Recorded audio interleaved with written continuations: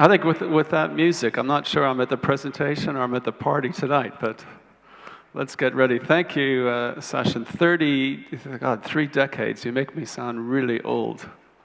I'll take my revenge on you later. But good afternoon, everybody. I want to talk a little bit about the future and a little bit about the past. So I start with the question, where does one build the future? Where do we begin? Well, at De Beers, we begin with the idea that has really sustained us and grounded us throughout our history. We begin with forever. Forever isn't a time or a place. It isn't a destination to be reached. Forever to us is a promise. It's a promise a community makes to its children, and it's a promise that a man makes to a woman. Now, a diamond has the very unique ability to transform a moment into forever. Forever is built, it is nurtured, and it sits behind every diamond we discover, recover, and market, from the rock face to the shop floor. So for De Beers, forever really begins every day now. You know, at this very moment, as I speak, the 23,000 men and women who work across De Beers are pushing back the walls of convention. They are finding new ways and redefining, as Sachin talked about, what is possible to discover, recover, and deliver a Forevermark diamond from the mine to you. You know, at this very moment, the early shift at our Gachakwe project near the Canadian Arctic Circle are zipping up their tents at the campsite and starting another day's work, building De Beers' first new mine in nearly a decade. As some of the northernmost people on the planet, they brave extreme conditions, sub-40 Celsius temperatures during winter, to access diamonds that are buried deep beneath that frozen tundra.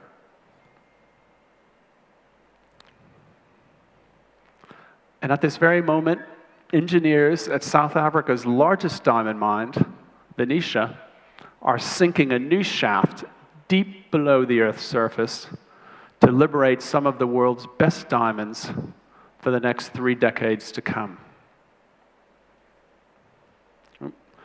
And at this very moment, mine managers at Botswana's world-famous, the largest mine in the world, Jwaneng, are tackling the problem of moving, and just think for a second about the size, they're moving 660 million tons of earth, which is going to allow them to access in future more than 110 million carats of diamonds.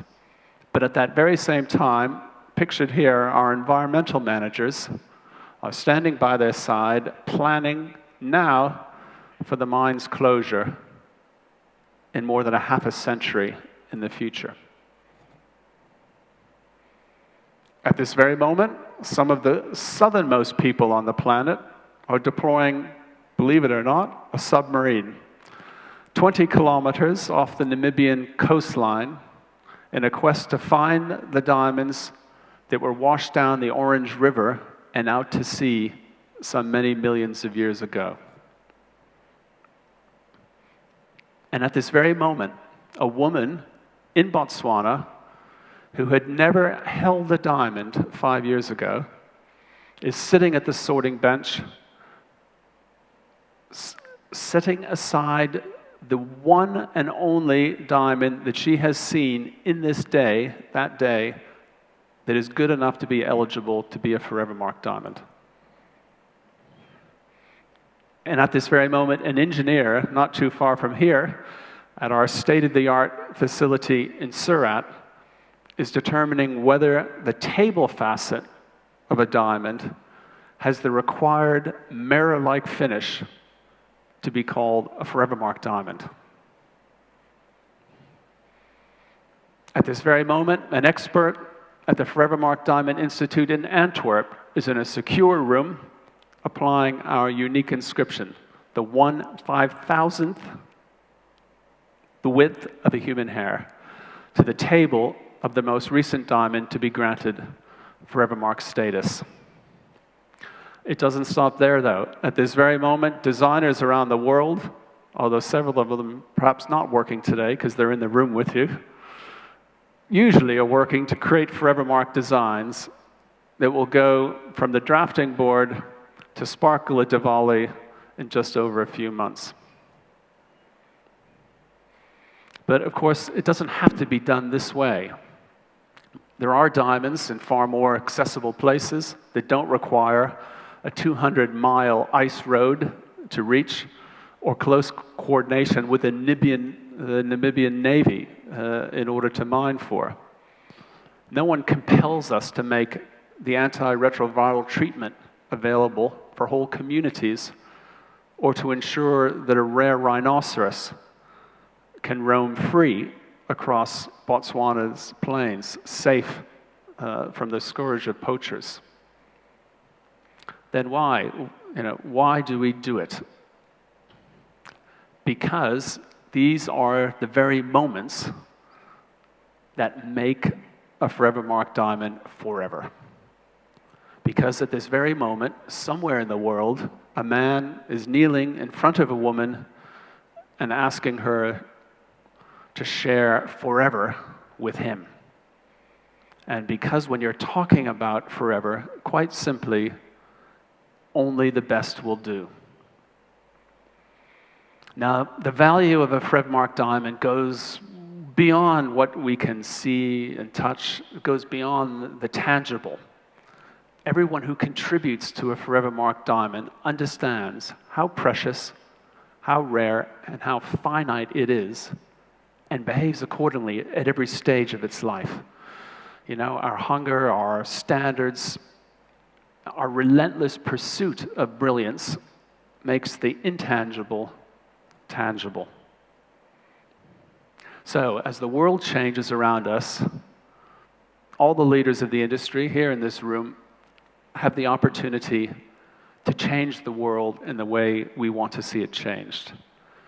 And at its essence, of course, at its essence, the future is unknowable.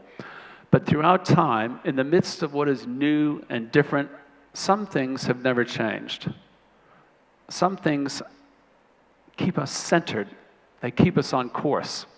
No matter the time, no matter the place, when one person gives a diamond to another, they are sharing a tradition that transcends geographies and cultures and speaks to the common aspirations of people everywhere. To love and be loved, to endure, to literally hold a piece of forever in their hand. So as we, as partners, work together to build our future, I think it's heartening to remember what De Beers has always known. There are two things in the world that last longer than time. Love is one of them. I'll let you guess what the other is.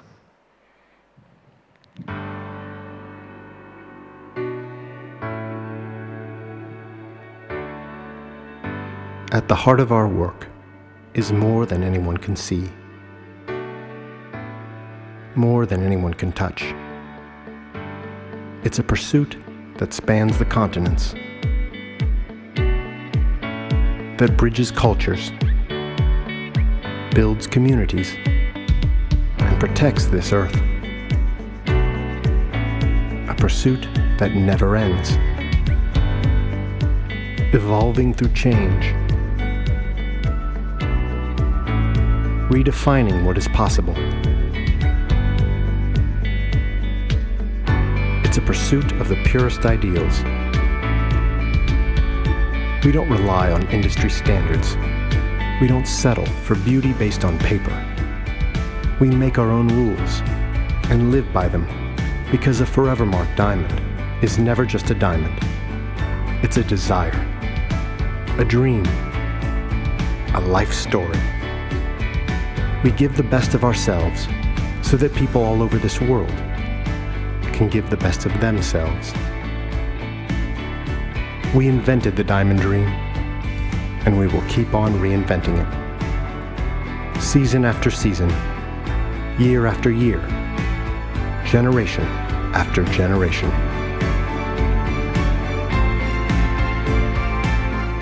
Going beyond, striving in pursuit, and to the end of time. Because we know there are two things in the world that last longer than time. Love is one of them.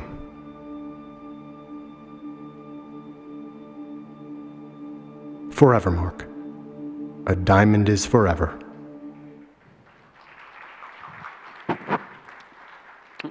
Forevermark, as a diamond brand from the De Beers group of companies, is really proud to reintroduce the iconic line, "A diamond is forever," to a new generation of consumers wanting to make that promise one of their own. To fuse a brand that's focused on innovation and the future with the power of our past, and to give this iconic line new meaning and new relevance, not just for diamonds in general, but as a summation of why one should aspire to own the best, a Forevermark diamond. For those millennials in the room, let me give you a brief history of the line, "A diamond is forever." It was created nearly 70 years ago now, when De Beers' Harry Oppenheimer had a bold vision. With the end of the Second World War, he understood the important role that the diamond dream might play in a new world, and set out to connect millions of people with diamonds. And so it was, in 1947, a then very young advertising agency copywriter named Frances Garrity literally worked through the night until she penned, we say penned, it was actually on an old-fashioned typewriter, the inspired line, "A diamond is forever." Now, for decades, the idea captured in this simple phrase has influenced popular culture, inspired the glamorous, and most importantly, connected hundreds of millions of people to the promise of forever. By the end of the 20th century, after more than 50 years in the public consciousness, De Beers' simple line was then named by Advertising Age magazine in America as the advertising slogan of the 20th century. Now, the reason this line is so powerful and enduring is that it tells a fundamental truth, that diamonds were born literally as the world was forming. They are older than many of the stars in the sky. They are the hardest natural substance known to man, one that will last until the end of time. They are timeless and an elegant symbol now and for centuries to come.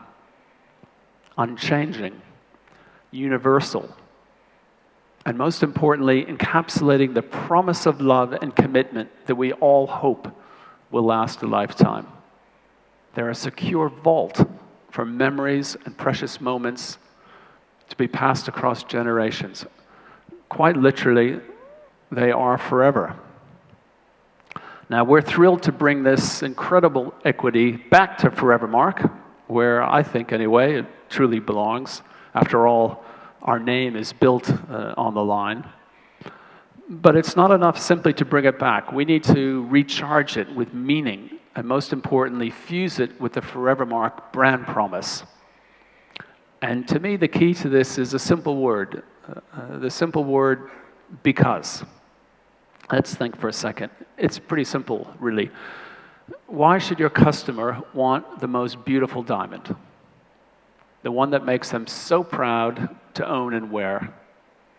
And why is your customer willing to pay more for this than for an ordinary diamond? Quite simply, why should they select a Forevermark diamond? But if you think about it, because when he is giving her a symbol of eternal love, one she will wear for the rest of her life, that will be passed down through generations, You know, when they are talking about forever, I think it's easy to say only the best will do. So in my mind, it's Forevermark, because after all, a diamond is forever. Now, yesterday I was supposed to stop at this point and say thank you, but we had a little discussion and we decided to show you something that to date only a handful of people have seen, most of them on the De Beers executive. So I'll have to swear you all to secrecy and then show you what I'm going to show you. But we've been working on a new advertising campaign for the world to start in September. And what I have to show you is not, I should warn you in advance, it's not an advertisement, it's an idea for an advertisement. So we put together these ideas based on all sorts of scraps of film and music that we can find in the archives or on the internet.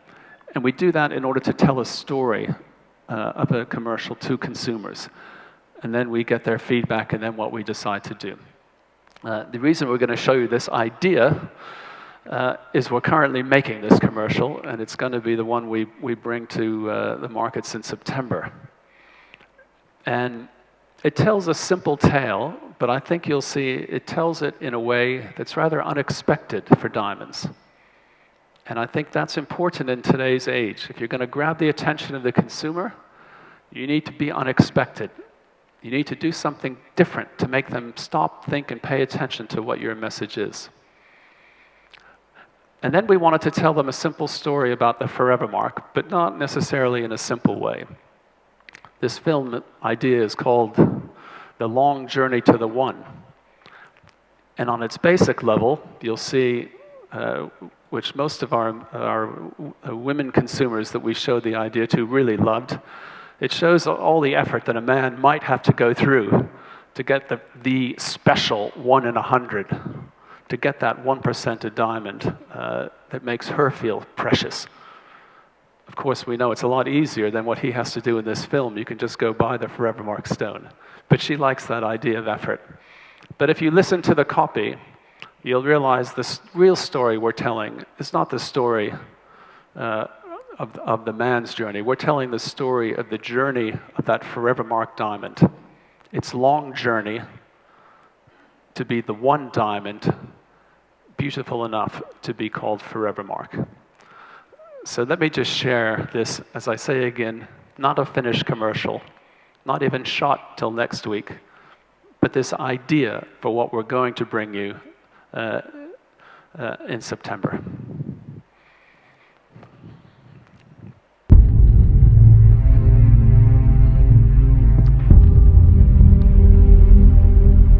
How much have I longed for this moment?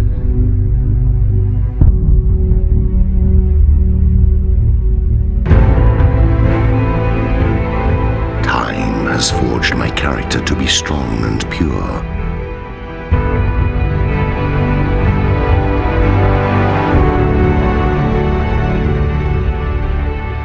While I waited to be discovered and selected amongst 100. Me, and me alone. And finally my true beauty has been brought to light. Billions of years lying in the dark.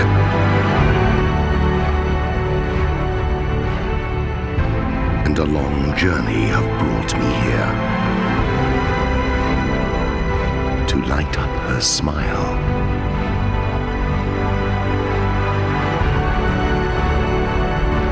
Forever.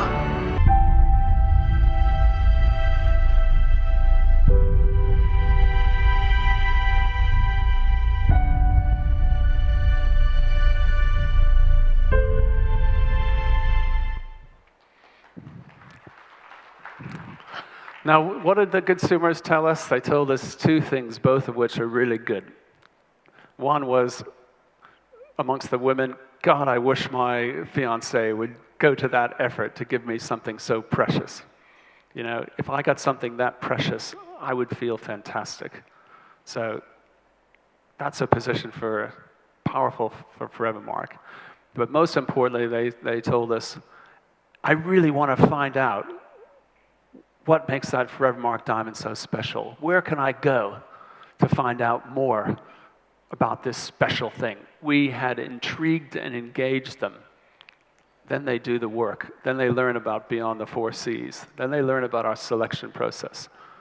Then they learn about our responsible sourcing. Once they've done that work on their own, then they're part of our brand for life. So I can't wait to show you the real deal once we shoot it and edit it and have it ready for the end of this year. Thanks for your time. That's all I've got to say to you. Look forward to meeting you all over the next few days. Thank you. Even if you can just throw light on today and what Walla Learning is perhaps for. What do you say? Thank you, Sachin. Sachin always gives me this assignment, and he doesn't tell me until just before the morning that, oh, by the way, I want you to summarize all the presentations in 5 minutes, which of course is impossible. But it does focus my mind on what are a few key points that I hope you picked up over the 3 presentations this morning. And I just wanted to run through a few of my own thoughts to try to lodge these with you. But I wanted to start first with Costantino in the morning. I think there are a few really vital points I hope you've taken from his talk. You know, if there's one at the top, it's the simple idea that your customers need to know that a diamond with the same 4 Cs are not necessarily equally beautiful. It's a fundamental point for the future. This is when we talk about Forevermark going beyond the 4 Cs to select for beauty. This is a pivotal strategic point for the long-term protection of your margin in the diamond business. We need to achieve this task for the brand of getting people to understand the truth behind the concept that there's more to beauty than just the 4 Cs. You know, we've spent a lot of time and effort, De Beers at the forefront of it, educating people about the 4 Cs, but you know, you can have too much of a good thing. It's a good foundation, it's a good basis that people understand the difference in pricing, but it's not the answer to what makes one diamond more beautiful, and it's not the answer for them. And this idea, you know, I think the point that Costa brought out about the US, it's good to see what's happened there, because it'll come here. And what's happened there, because of their reliance, the independent jewelers' reliance on the 4 Cs and a certificate which is available everywhere, including price-orientated internet distributors, has collapsed the independent jeweler's margin. The advantage you have here is you don't need to make the same mistake that they made. And Forevermark provides that opportunity by focusing on this concept of beyond the 4 Cs, and that there's more to the beauty of a diamond than just 4 letters that you might in the future see on an internet site at a very low price. You'll never see that with Forevermark. It gives you that opportunity to defend and explain to the consumer why this diamond is worth more, perhaps, than one they've seen with the same 4 Cs on a price-orientated discount channel. It's a fundamental thing for our profitability. So I hope that's really from his presentation. If there's one point that's come out, it's that Forevermark as a brand is determined to take this idea of beyond the 4 Cs, the differentiation, what makes a Forevermark diamond worth more, and that we will always be selective in our distribution to make sure that those whose aim to destroy that margin won't have access to that Forevermark marketing tool. Key point from Costa's presentation. I've written down 5 points each from the next 2 presentations that were probably the most important to me. I thought I have to say at the beginning, after Mr. Reddy's presentation, I never thought it would be possible to make me actually want to go visit an airport in my life. But I'm quite keen to go back again to have a deeper look at the airport in Mumbai. I thought that was an impossible task, but he achieved it. It's made it a destination in and of itself. I'll have to go check in early next time, just so I can really look around. But there were a lot of points, although he was talking about airports, there were a lot of points very relevant to Forevermark that had really direct parallels. I've written down 5. The first for me was that you have to have a dream and a vision of what you're aspiring to, and you have to stick to that dream. We have a dream for Forevermark. We have a clear vision of where we're headed. A very clear goal. We want to be the world's leading diamond brand, and we want to get there by differentiating our product from the category generic diamond, and we're determined to do that. So have that dream, make sure it's clear, make sure your people understand it. He also said, I thought you came across very clearly that you have to have, he said, both patience and perseverance. I think what he didn't say is that he really has an iron will to achieve his task. He makes it seem easy with his slides. I'm sure that was an extraordinarily difficult task to bring that thing to life. And, at Forevermark, I think we have that perseverance. Maybe we're not so good at the patience part, but we have that perseverance, but we all need to have that iron will that whatever the challenges along the way, we don't let them stop us from achieving our goal. And there will be bumps on the road, and we just have to plow through them in the same way that he did to achieve that dream. The De Beers Group is very committed, strategically, long-term, to the Forevermark principle. We need to make sure we all share that perseverance.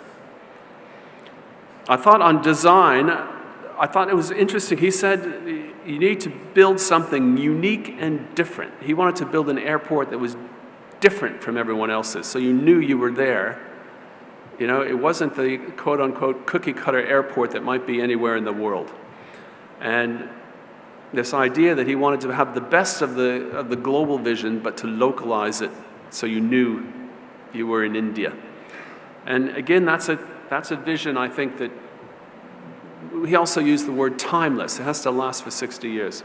That's a vision that we very much have for Forevermark as well. We want to bring the best of the world, particularly to design, but we recognize that it needs to also be something unique and different and that reflects the local flavor. So finding that mix to create timeless things that contrast both global and local has to be, I think, at the forefront of our own design for Forevermark.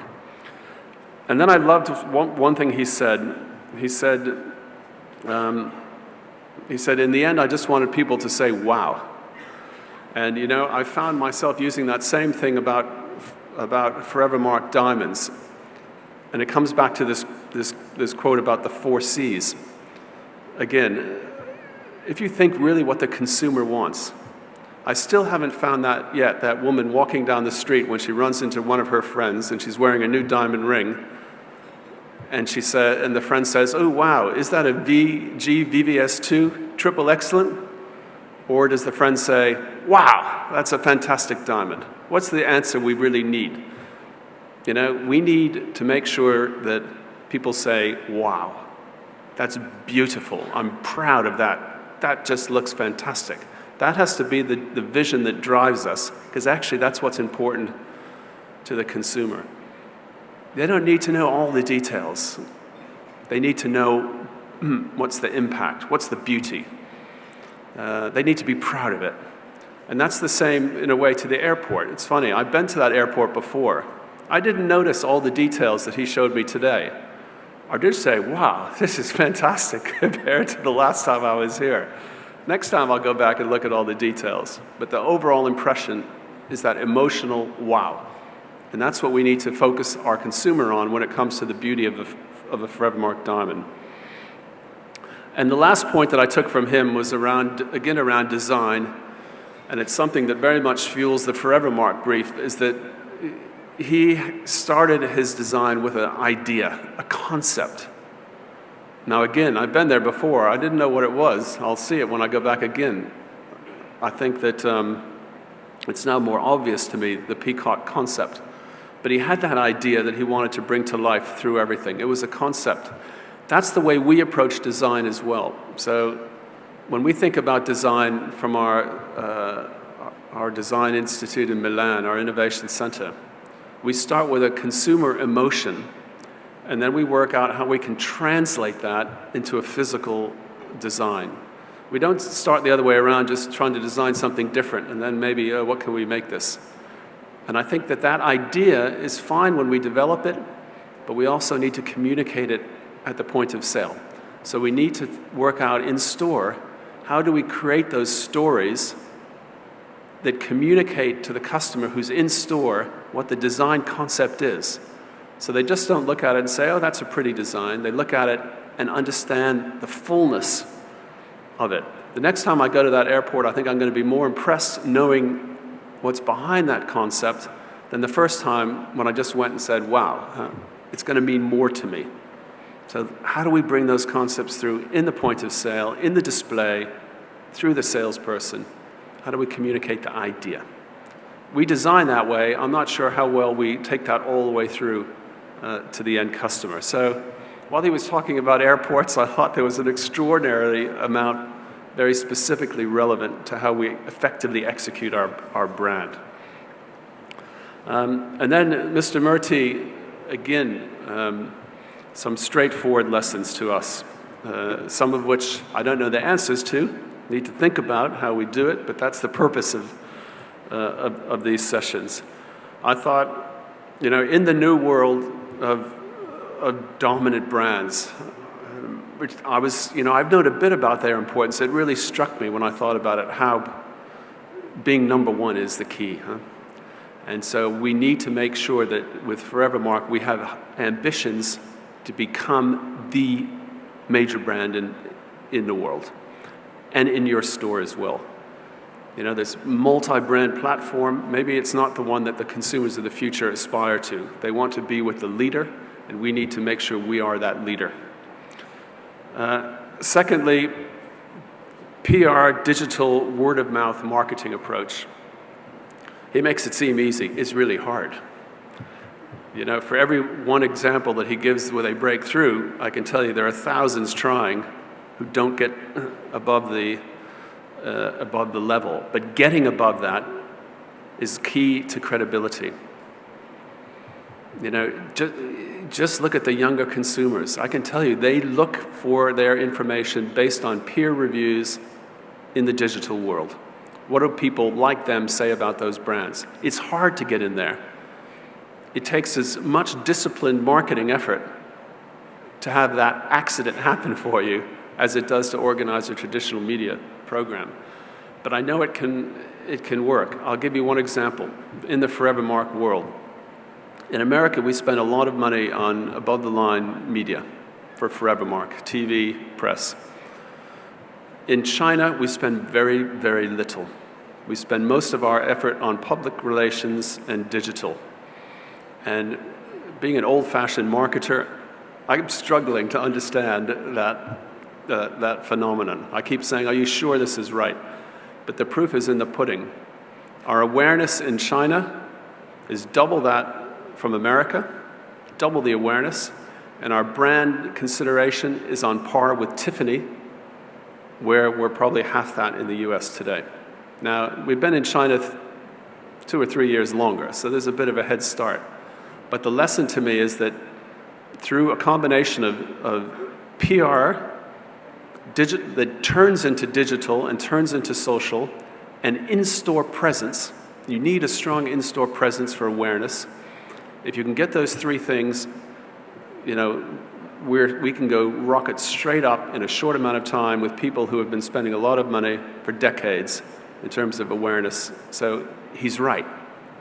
It just takes a lot of discipline, creativity, and a little bit of luck to get there. The third point he made was about a product difference and a story. You need to have, if you're going to break through with the consumer and generate word of mouth, they got to have something to talk about. If you're the same as everybody else, they got nothing to talk about. There is no word of mouth that will emanate from being the same. And that's why at Forevermark we're so focused on this idea of beyond the four C's. We need to differentiate the Forevermark diamond in the minds of consumers. It has to be something different. And we need to create the language that allows a consumer to spread that in their own way through word of mouth. What is it that makes their diamond, their Forevermark diamond, more special than one that isn't? If we can give them that language, they'll communicate it for us and they'll do our work for us. But we need to focus on the points of difference and not the commonalities. Number 4 was around designing for niche audiences and generating through that word of mouth. I think that's a good idea. We have the ability to create design concepts that appeal to those niche audiences in unique ways. And we saw some of them yesterday, and you'll see some of them around the room as you visit all the suppliers. But always thinking, what is the big thing that's going to appeal to everybody? Maybe we're missing the opportunity to design concepts that we target narrowly at specific groups because they generate more meaning, and then they'll generate more word of mouth within their peer group in the digital world. So I think lessons for us around the design side. And lastly, I wrote down the point, again, hard for us old-fashioned marketers who protect the brand with that are very conservative about protecting our brand, but I wrote down noise-making opportunities. You know, you take a risk on a noise-making opportunity, something that's going to generate, particularly in the digital world, that strong spreading across different social channels. If you just tell them what you're doing in your brand strategy, you know, probably or what you would say in your advertising, probably it's a bit boring to create word of mouth. So we have to be willing to take more risk with our brand message. Some of it might be slightly on the outer edge of the core of our brand. But if we're going to generate noise making, which is what builds the brand awareness, then it's got to be new. It has to be something new, something creative, something a little bit risky. Makes us a little bit uncomfortable. Probably that's where the home runs, sorry, the baseball language, I guess the easy wickets live for us. So let's be a little bit more courageous in looking for ideas that will generate that person-to-person word-of-mouth spread, which is the way to create awareness. So those are just my ideas. I saw you all taking notes. I'm sure you have more that are relevant to you, but it's been inspiring, so I want to thank all of our morning speakers for what's been really insightful couple of hours.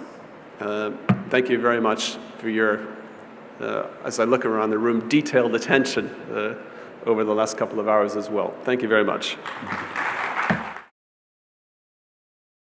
Good morning, good morning. As Sachin said, the theme of our forum this year is very much focus on the future.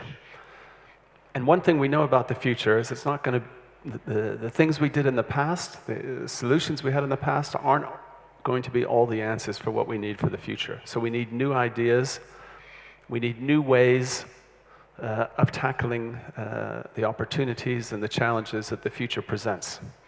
So I wanted to start a little bit before I come back to Forevermark, looking at what the De Beers Group is doing as it takes its vision to the future. And I want you to imagine at this moment that you're going to take a tour around the world of the De Beers Group. At this moment, at this very moment, our engineers deep in the North Arctic in Canada are building what's going to be the De Beers' first new mine in a decade, a project which we call Gachagua. And if it were winter, fortunately now, it's summertime in Canada, if it were winter, it would look like this. And as they unzip their tents in the morning, it would be in centigrade minus 40 degrees. So imagine what it takes to build the world's first new diamond mine in a decade, deep into the northern Arctic. That's the lengths we go to find diamonds for the future. At the same time, at this very moment, if we skip from the Arctic down to South Africa, De Beers engineers are sinking this shaft. This is what it looks like if you turn an open pit mine, which the Venetia mine, the largest mine in South Africa today, you turn an open pit mine into an underground mine. You need to sink this shaft many hundreds of meters straight down to access the ore, which is underneath the bottom of the open pit. And our engineers are building this today, so it's ready to go into production the day that the open pit comes to the end of its life, and extend Venetia as a diamond-producing mine well into the 2040s and the 2050s. At this very moment in Jwaneng, in Botswana, the world's largest and most important diamond mine, not only as part of the De Beers group, but of all the diamond mines in the world, Jwaneng is going through an incredible task. And I know it's hard to imagine. They need to move 600 million tons of ground. 600 million tons. I can't tell you how many dump trucks full, but it's years of dump trucks working continuously 24 hours a day. And why are they doing that? Because underneath that ore, once they move it aside, are 100 million carats of diamonds, which will, again, extend the life of the world's most important diamond mine for decades to come. But not only are they doing that, this gentleman here, at the same time that they're moving that ore, he is thinking 50 years ahead.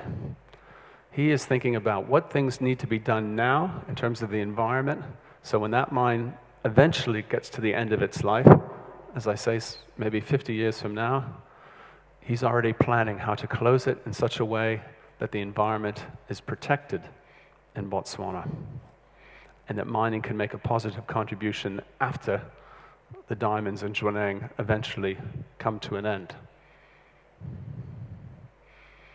I'm still going south. I'm now probably as far south as I'm going to go. If we started in the Arctic, we're now getting to really the end of the southern hemisphere. This is off the coast of Namibia. Believe it or not, off this boat, off this ship, if I call it a boat, they get quite cross. Off this ship comes a submarine. That submarine is exploring for diamonds, which probably about 1 billion years ago were washed down the Orange River somewhere out to sea. And it's looking now for those diamonds. So this vessel, this ship, can in future bring those diamonds to the surface and bring them into the world of Forevermark. But it's not only about production. What else have we done? 5 years ago, this woman, who lives in Gaborone in Botswana, had never touched a diamond, never seen a diamond. Now she's an extraordinarily experienced, expert diamond sorter. And what is she doing today? She's looking for, probably out of all the diamonds that she sees, the one that will be good enough to become a Forevermark diamond. And that industry, in terms of skills development in Botswana, has been built in just a few years by the De Beers Group. Closer to home, this is in Surat. I know some of you were present when we opened officially the Forevermark Diamond Institute in Surat, where Forevermark diamond selection, inscription, and grading is carried out. Not only is it carried out, this, as I hope you can get a sense from the picture, is no doubt the most technologically advanced diamond selection and grading facility in the world, utilizing the technology developed proprietarily by the De Beers Group in the UK. Our first facility was in Antwerp. I always say sometimes it's good to be second because you get all the best technology when you open second. So we are extraordinarily proud of this facility. And again, as we speak at this moment, these men and women in Surat are looking for those diamonds that are going to meet the Forevermark criteria. They reject those that don't. Those that do get our magical inscription. And there the inscription is. So if you talk about pushing back the forefronts of technology and you talk about the future, there is the unique Forevermark inscription, proprietarily developed by the De Beers Group for Forevermark. And again, to give you some sense of the challenge involved, that inscription is 1/5,000th, 1/5,000th the width of a human hair. Invisible to the eye, only visible under the Forevermark viewer. Unique to us, extraordinarily special. And we just don't do that. In this room, I usually say at this very moment. The problem is our designers are here with us today, so not at this very moment, but I guess the team left behind in Milan at the Innovation Center are working on the designs that really go from an idea, and for us, we design with ideas. We don't design with jewelry. We start with an idea, an emotion-based concept. We go from idea to sketch to prototype to design in a little over a few months to make sure that we have the collections ready for the key buying seasons, be they Diwali in India, Christmas in the US, or Chinese New Year in the Far East. And I couldn't make this presentation if I didn't talk about my particular passion within the De Beers Group, protecting the natural world. We talk about responsible sourcing at Forevermark, and of course, the whole integrity is part of responsible sourcing. Natural, untreated, guarantee, conflict-free, but that's only to us the sort of minimum criteria. When we talk about responsible sourcing, we talk about making a proactive, positive contribution. And one of the areas where we think it's natural that we are is the natural world. After all, diamonds are a miracle of nature, but so are these extraordinary animals, in this case the rhinoceros, threatened with extinction by poaching in southern Africa. So at the De Beers Group Arapa mine, we're directly involved in protecting and breeding and ensuring the survival not only of our miracle, the diamond, but of nature's miracles as well. And I guess the other area that when we look to the future, and Sachin referenced it in his speech, we also want to think about what the consumer of the future wants. We use this expression, beyond the 4 Cs. It's going to be the focal point of the way in which Forevermark sells diamonds to consumers in the years ahead. So let me take a minute just to explain what I mean by beyond the 4 Cs.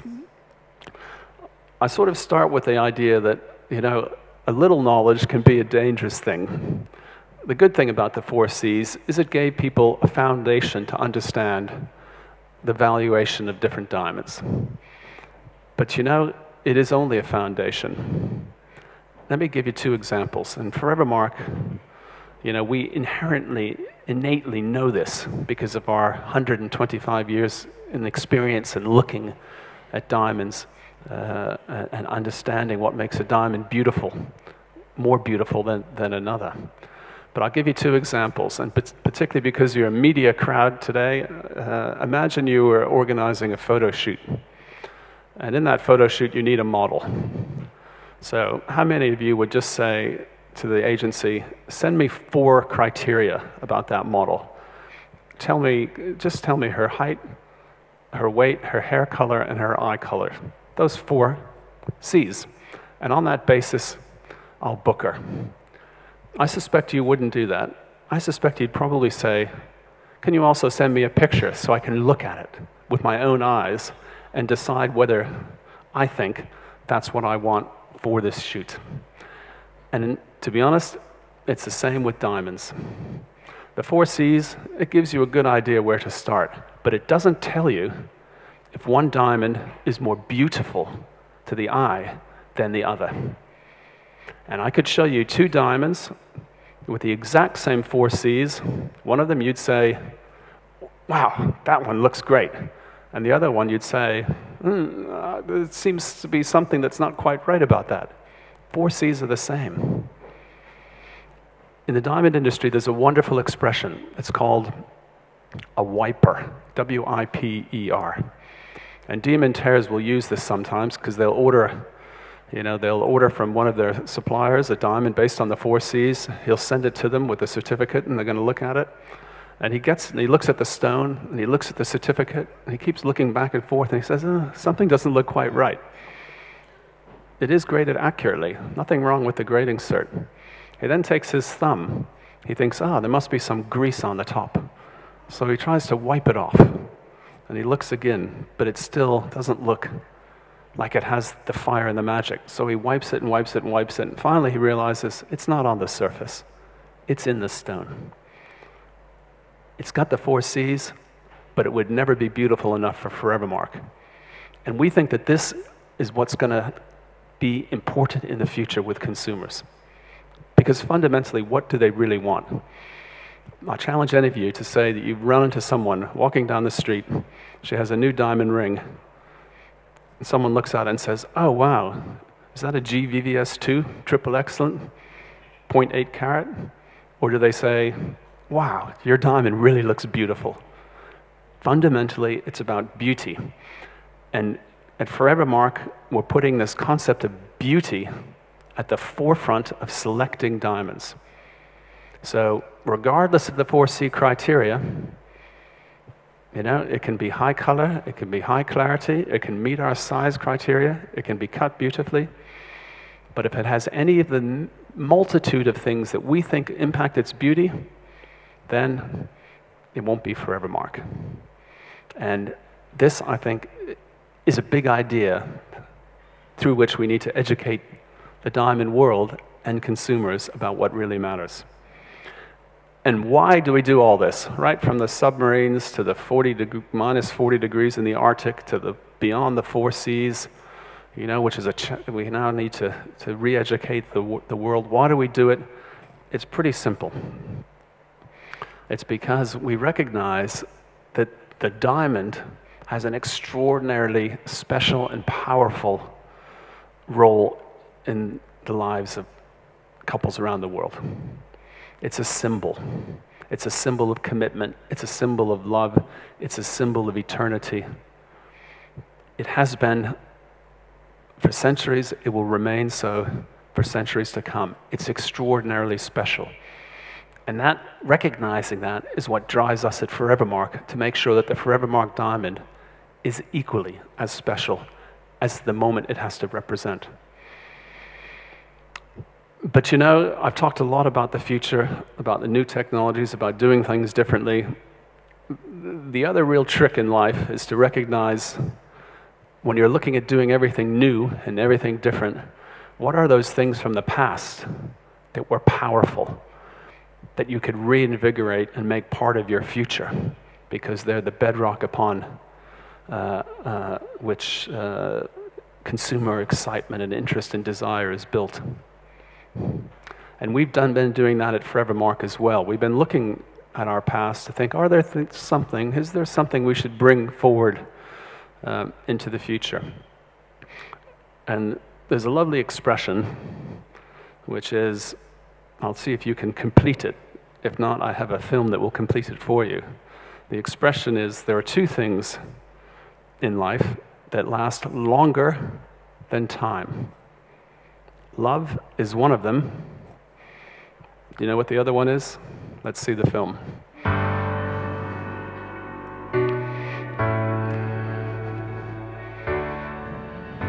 At the heart of our work is more than anyone can see, more than anyone can touch, It's a pursuit that spans the continents, that bridges cultures, builds communities, and protects this earth. A pursuit that never ends, evolving through change, redefining what is possible. It's a pursuit of the purest ideals. We don't rely on industry standards. We don't settle for beauty based on paper. We make our own rules and live by them, because a Forevermark diamond is never just a diamond. It's a desire, a dream, a life story. We give the best of ourselves so that people all over this world can give the best of themselves. We invented the diamond dream, and we will keep on reinventing it. Season after season, year after year, generation after generation.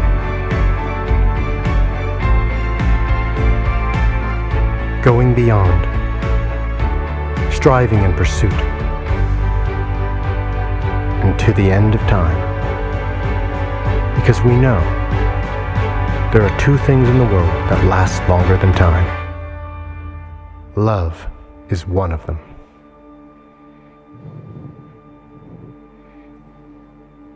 Forevermark. A diamond is forever.